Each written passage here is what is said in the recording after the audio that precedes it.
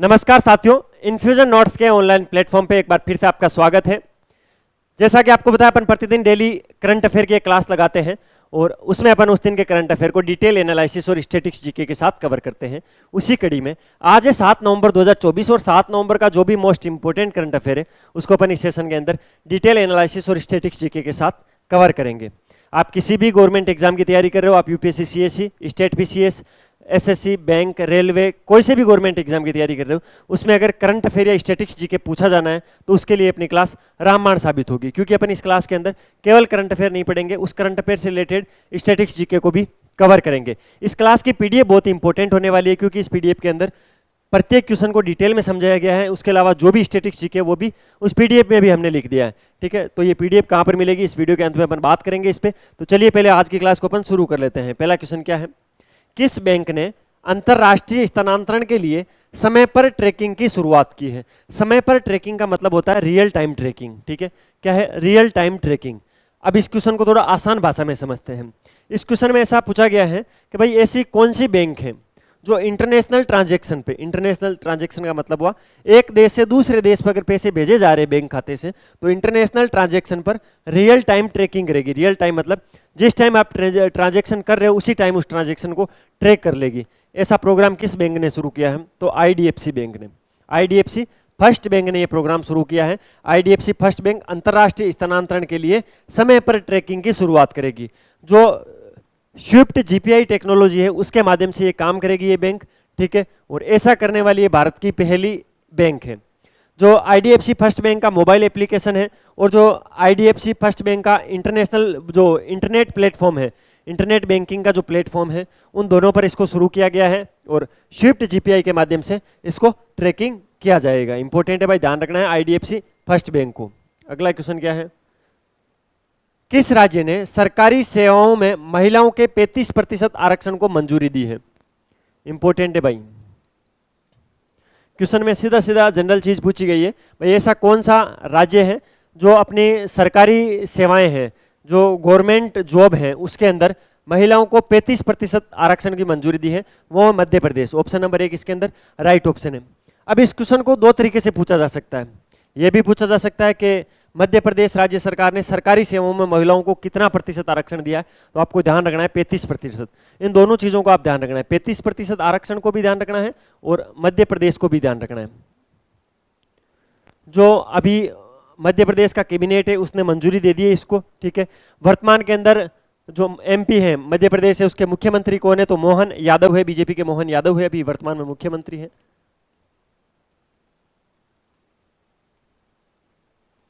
मोहन यादव जी यहाँ के मुख्यमंत्री है। ठीक है, और 35% महिला आरक्षण को मंजूरी दे दी है। क्यों है? तो यही बोल बच्चन की बातें हैं जो अपन बोलते हैं, महिला सशक्तिकरण को बढ़ाने के लिए, महिला सशक्तिकरण को बढ़ाने की दिशा में एक महत्वपूर्ण कदम है, वो सारी चीजें लिखी हुई थी, वो कोई इंपॉर्टेंट नहीं है। अच्छा, ये भी भाई अच्छा क्वेश्चन है। हाल ही में आतंकवाद रोधी और आपराधिक गतिविधियों के किस राज्य की पुलिस को गृह मंत्रालय से सम्मान मिला है? भाई एक राज्य है, ठीक है, उस राज्य की पुलिस को गृह मंत्रालय से एक सम्मान मिला है। किसकी वजह से मिला है? एक तो आतंकवाद रोधी और दूसरी आपराधिक गतिविधियों पर कंट्रोल करने के लिए यह दिया गया है। ठीक है, असम। ऑप्शन नंबर 1 इसके अंदर राइट ऑप्शन होगा। असम जो पुलिस है, ठीक है, उसने आतंकवाद और आपराधिक गतिविधियों को रोका है, जिसके चलते गृह मंत्रालय से इसको सम्मान मिला है।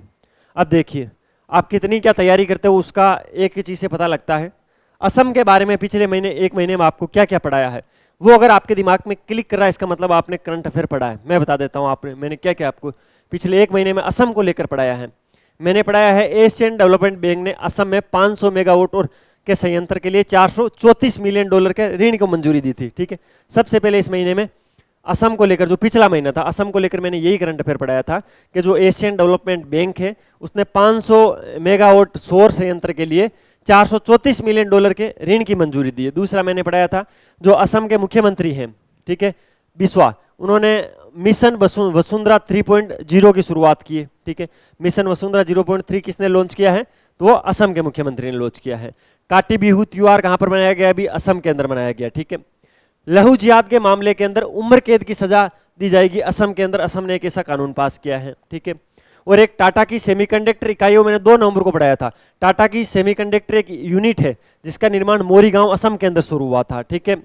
असम का जो मोइजदम है उसको यूनेस्को ने विश्व धरोहर की सूची में शामिल किया था।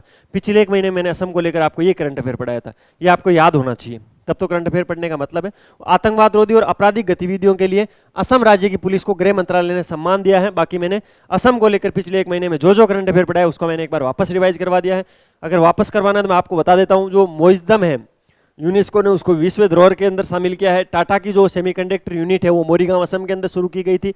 लहू जिहाद के लिए एक असम ने नया कानून बनाया है कि भाई लहू जिहाद का अगर कोई दोषी पाया जाता है तो उसको उम्र कैद की सजा मिलेगी। काठी बिहू त्योहार है असम के अंदर मनाया जाता है। असम के मुख्यमंत्री ने मिशन वसुंधरा 3.0 लॉन्च किया है और एडीबी ने असम में 500 मेगावाट सौर ऊर्जा संयंत्र के लिए $434 मिलियन के ऋण की मंजूरी दी है। पिछले 1 महीने में ये पढ़ा है, नया ये पढ़ा है। ऐसे सारी चीजें आपको याद होनी चाहिए, ठीक है। देखिए, अगर आपको वीडियो की क्वालिटी, कंटेंट की क्वालिटी और मेरी मेहनत अच्छी लग रही है तो वीडियो को ज़्यादा से ज़्यादा लाइक करना, अपने दोस्तों के साथ शेयर करना, अच्छे कमेंट किया करो जिससे मुझे मोटिवेशन मिलता है। बेल वाला आइकन प्रेस कर लो जिससे आपको नोटिफिकेशन मिलेगा, ठीक है।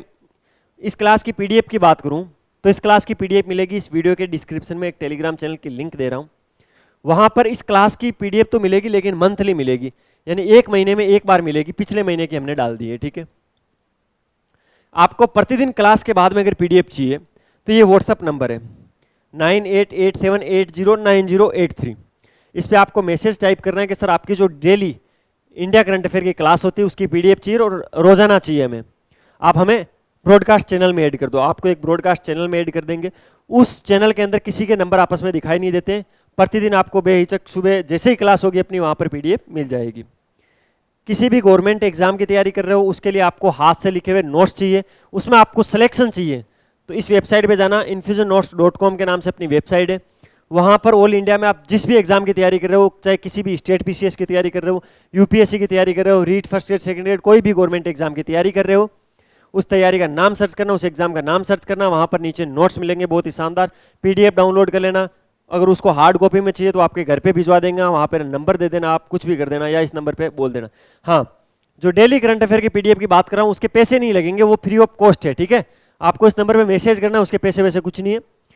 ये अपना इंस्टाग्राम है infusion/notes के नाम से, इसको जरूर फॉलो कर लेना। यहाँ पर क्या मिलेगा तो यहाँ पर मिलता है प्रतिदिन न्यूज़ अपडेट। कोई भी फॉर्म चालू हुआ, कोई भी वैकेंसी आई, किसी भी वैकेंसी का सिलेबस चेंज हुआ है, या कोई भी करंट में अच्छा क्वेश्चन बन रहा है, स्टैटिक्स जीके का क्वेश्चन है बार बार पूछा जा रहा है, यहाँ पे मिल जाएगा। तो यहाँ पे फॉलो कर लेना, ठीक है।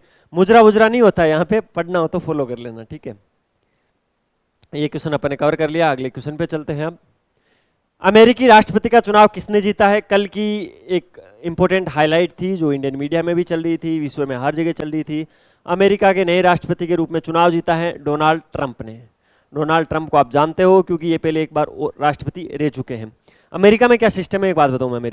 अमेरिका में एक जो आदमी वो 2 बार से ज़्यादा राष्ट्रपति नहीं रह सकता, इसीलिए तो बराक ओबामा नहीं रहते और ये भी अब इसके बाद नहीं रहेंगे, ठीक है। डोनाल्ड ट्रंप का भी ये दूसरा कार्यकाल है। कमला हैरिस हारी है यहाँ से, ये जीते हैं। पूरी चीज़ बताता हूँ क्या हुआ चुनाव के अंदर, क्या नहीं हुआ, संक्षिप्त में समझ लेते हैं, अपन को कोई राजनीतिज्ञ नहीं बन रहा है। डोनाल्ड ट्रंप ने चुनाव जीता फाइनली, ठीक है। अमेरिका के अंदर 50 राज्यों के अंदर 538 सीटें हैं। कितनी? 50 राज्यों में 538 सीटें,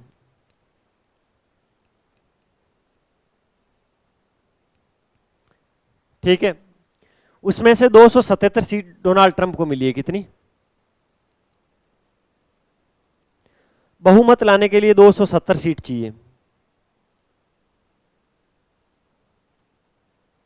ठीक है।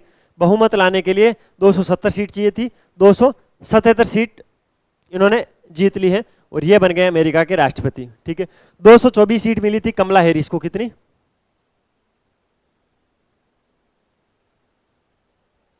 ये जो उपविजेता कमला हैरिस रही है उनको मिली है, ठीक है। इसके अलावा 2016 के अंदर पहली बार डोनाल्ड ट्रंप है वो अमेरिका के राष्ट्रपति बने थे। कब? 2016 के अंदर। 4 साल का कार्यकाल होता है अमेरिका में राष्ट्रपति का, ठीक है। तो 20 तक ये रहे थे, 20 में ये चुनाव हार गए थे, 24 में वापस हुए हैं, तो 24 में वापस ये जीत गए हैं, ठीक है। अब बात करते हैं 2020 में क्या हुआ था सर, फिर 2020 में कौन जीता था? तो अभी वर्तमान के अंदर यानी कल जो राष्ट्रपति थे वही जीते थे। 2020 के अंदर जो बाइडेन जीते थे,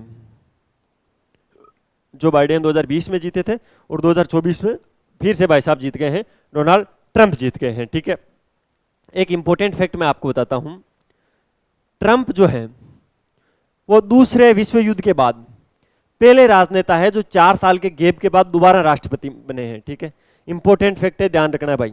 ठीक है, दूसरे विश्व युद्ध के बाद पहले राजनेता हैं विश्व के जो 4 साल के गैप के बाद दोबारा राष्ट्रपति बने हैं। ठीक है, आज तक अमेरिका में कोई भी महिला राष्ट्रपति नहीं बनी है।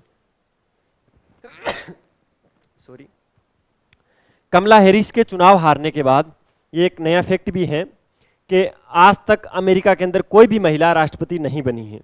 अगले क्वेश्चन पे चलते हैं। हाल ही में प्रसिद्ध लोक गायिका शारदा सिन्हा का निधन हुआ, वे किस राज्य से संबंधित थी? तो बिहार। बिहार की लोक गायिका है शारदा सिन्हा, जिनका निधन हुआ है। इंपॉर्टेंट है भाई, इनका निधन ध्यान रखना है विशेष तौर पर। क्यों है? उनकी जो उपलब्धियां हैं वो बहुत ही इंपॉर्टेंट है। शारदा सिन्हा भारतीय लोक और शास्त्रीय गायिका थी, बिहार राज्य से संबंध रखने वाली है, मैथिली और भोजपुरी भाषाओं में ये गाती थी। ठीक है, शारदा सिन्हा जी मैथिली और भोजपुरी भाषाओं में गाती थी। ठीक है, इन्हें बिहार की कोकिला के नाम से भी जाना जाता है, ये इंपॉर्टेंट फैक्ट है भाई।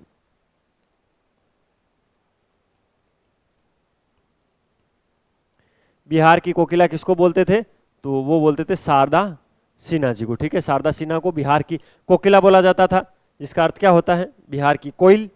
2018 के अंदर भारत का जो तीसरा सबसे बड़ा नागरिक पुरस्कार होता है पद्म भूषण, उससे सम्मानित किया गया था। तो भाई 2018 के अंदर पद्म भूषण मिला था इनको।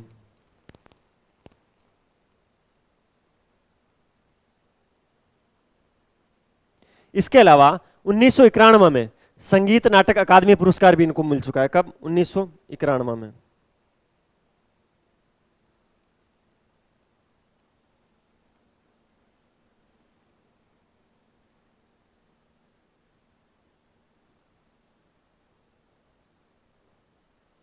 संगीत नाटक अकादमी पुरस्कार कब मिला था? 1991 के अंदर। पद्मश्री भी मिला है 1991 में, ये भी याद रख लेना, मुझे याद आई गया तो बता देता हूं। ये इनको अवार्ड मिले थे, ये इंपॉर्टेंट है। 2018 में इनको पद्म भूषण मिला था, 1991 में संगीत नाटक अकादमी पुरस्कार और पद्मश्री पुरस्कार मिला है। बिहार की कोकिला के नाम से जाना जाता है।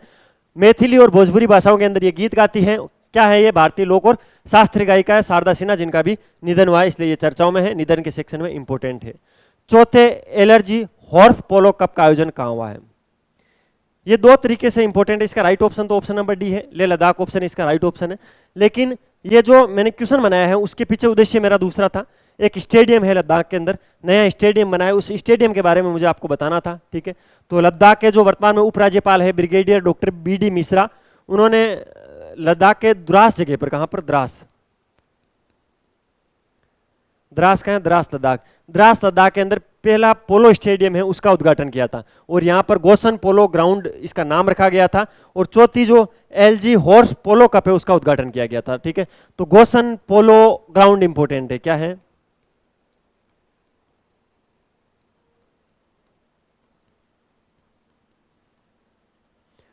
गोसन पोलो ग्राउंड। गोसन पोलो ग्राउंड कहां पर है?